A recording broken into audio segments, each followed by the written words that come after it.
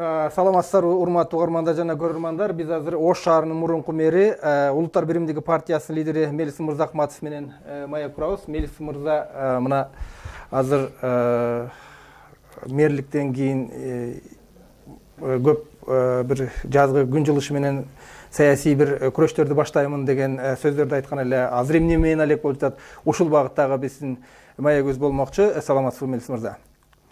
Рахмат, саламатсыздарбы. Азыр эми көпчүлүк эле пенде катары үй тиричилиги, бала бакыра дегендей. Анан эми негизинен партиялык курулуш боюнча иштеп жатабыз.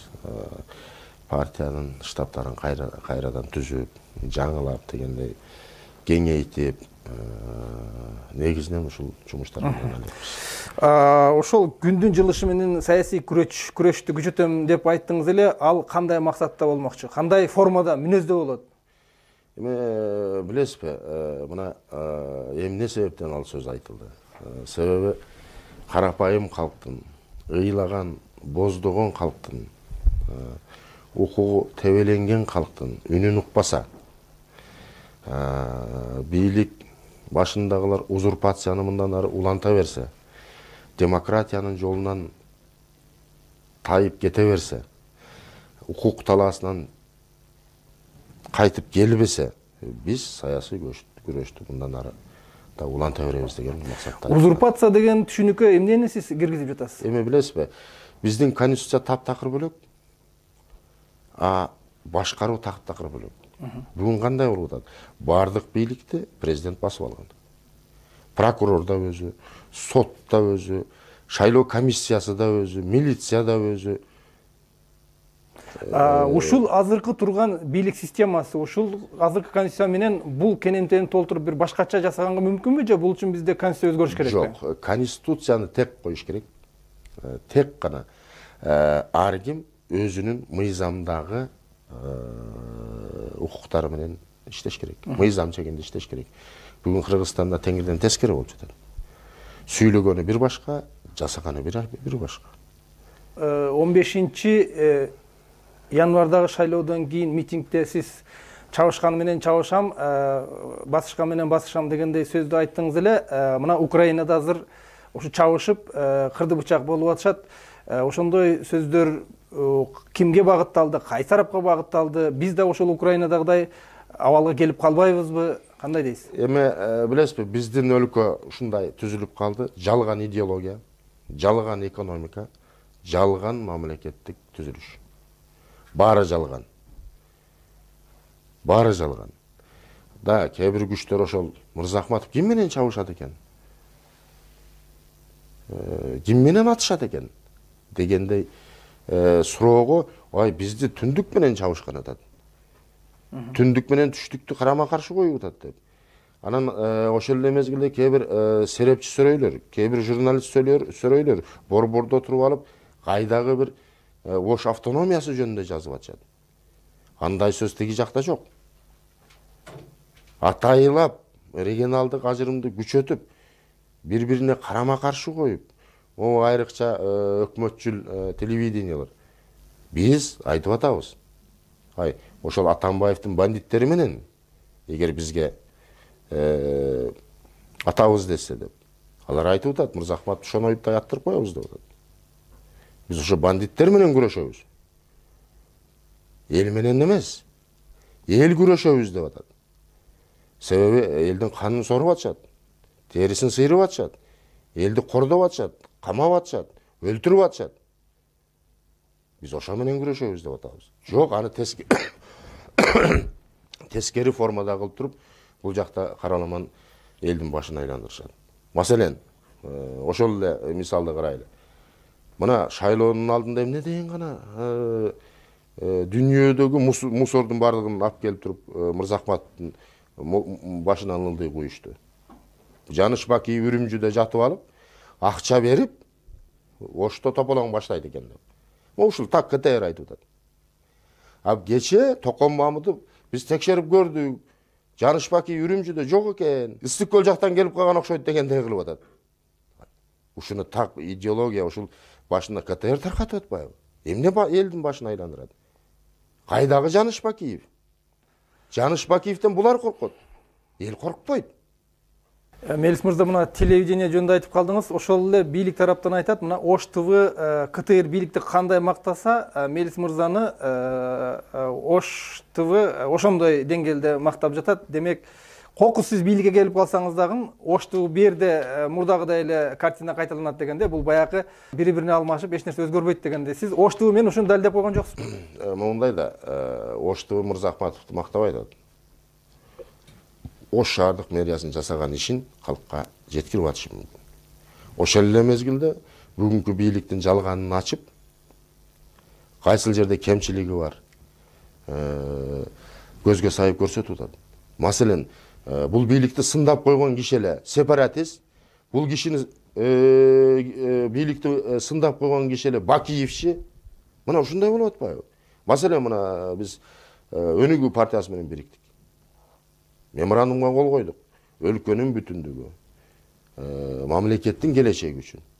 Ага чейин Бакыт Төрөбаев республика боюнча баягы текшерүүчүлөрдү ачып, дыйкандарды колдоп, пешене терин төгүп дегендей абдан жумуш жасады. Премьер-министр Сатыбалдиев барып кол чаап, лента кыркып сервистерди ачып атты. Мырзахматовго биригери менен айтып атышат. Бул Минскийден Бакиевдин тракторун алып келип таркатып атат депчи. Ушундай да болобу? Мен ошон үчүн саясий күрөш. Жок, саясий күрөш андай болбойт. Бардык нерсенин чеги болот.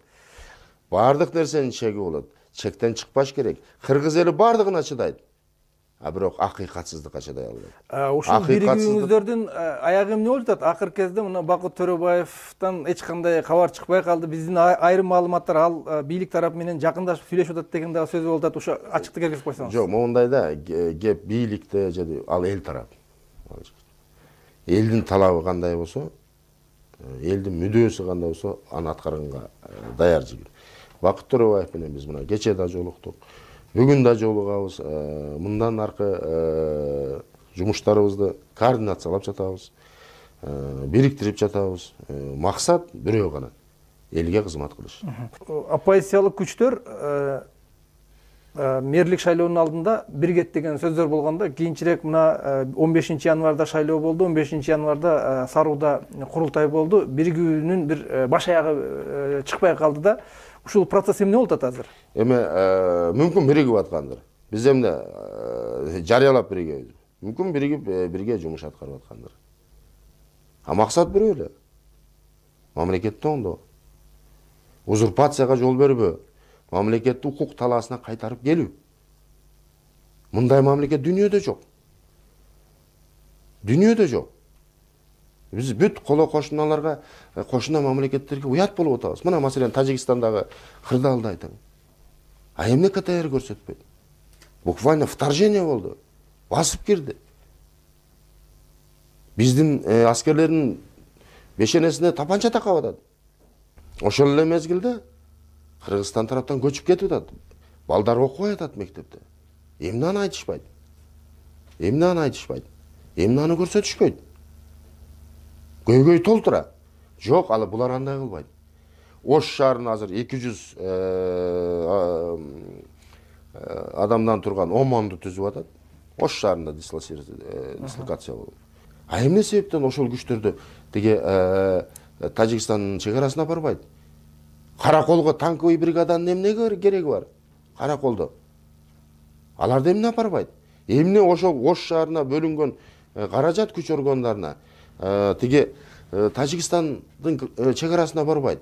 Булар өзүнүн бийлигин гана коргоп жатат. Мамлекетти эмес, чегараны эмес, бийлигин гана коргоп жатат. Бул күрөш парламенттик шайлоого даярдыкпы же сиз айткандай жаздын келери менен бир саясий акциялардын башталышы менен белгилүү болобу? Эми маселен биз мына өзүбүздүн жумуш боюнча айта турган болсок, биз шайлоону тааныбайбыз деп биз азыр сотко берип атабыз. 15 январдагы шайлоону. Мына видео турат. Дежурный журналисттер же болбосо кээ бир бардыгын деп айтпаймын, кээ бир дежурный серепчилер ой мыйзам чегинде өттү, таза өттү деп атат. Мына бизде видео дисктер бар. Коюп берели. Кайсыл жерде жазылып турат? Прокурор менен начальник УВД шайлоо өткөрөт деп. Кабинканы минип алып отурат начальник УВД. Камап атышат. Өлгөнгө чейин жеткирип атышат. Кайсыл мыйзамда жазылган? Мына бизде факты. Биз ошол негизинде соттошобуз. Мен айтып коеюн, бардык саясий күчтөргө, саясий партияларга айтып коеюн, убакыттан пайдаланып. Үмүтүңөрдү үзгүлө. 2015-жылы Атамбаев айткандай шайлоо болот. Анын скелети мурда эле түзүлүп коюлган. Бөлүштүрүлүп коюлган. Кайсы партия, Эмгек, дагы бир-эки партия деп. Бүтүн Кыргызстан деп. А бөлөктөргө жок. Алар жасашат добушту. Алдын ала жасашат. 2015-жылкы шайлоодон үмүт жок. Себеби булардын ыплас технологиясын. Арам оюн. Бүгүнкү күндө бардык саясий күчтөр билип турат. Мелис мырза, мына шайлоону токтотуп коюуга сиздердин партияда мына теоретикалык мүмкүнчүлүк бар эле да. Бул 15-инде мисалы үчүн 21 депутатыңыз бар, Улуттар биримдигине партиясында, фракциясындагы. Бул депутаттар шайлоого келбей койсо, ал жерде жана 3-тен 2 добуш менен мэр шайланат деген жобо бар. Ал аткарылбай, демек эки жолу ошондой үзгүлтүк учураса, кайра шайлоо мүмкүнчүлүгү бар эле да, кайра Ош шаардык кеңешке. Мына ошондо сизде шаардык кеңешке кайрадан көпчүлүк менен келгенге мындай теоретикалык мүмкүнчүлүк бар эле. Эмне үчүн ушул жолду тандап алган жоксуздар? Билесизби, андан эсиңизде болсо, андан мурунку митингде айтканбыз, биз мыйзамдуу жол менен өзүбүздүн укугубузду талашабыз, шайлоого барабыз деп. Демек, белгиленген шайлоо мөөнөтүн жылдырып, саботаж кылып, кандайдыр мамлекетке чыгым келтирүү биздин партиянын планында, концепциясында жок болчу. Тек гана достойно барабыз, пешенеге жазганын көрөбүз, зордук зомулук болсо аны да көрөбүз деп, бийликтин чыныгы жүзүн ачайлы деп. Мына бийликтин чыныгы жүзү ачылды. Эмнени каалаганы ачылды. Ким менен дос болуп атканы ачылды. А эл кимге каршы күрөшүп аткандыгы. Чыныгы жүзү, бет кабын ачып койдук биз. Тынчылык болсун, эсенчилик болсун. Чоң рахмат сизге.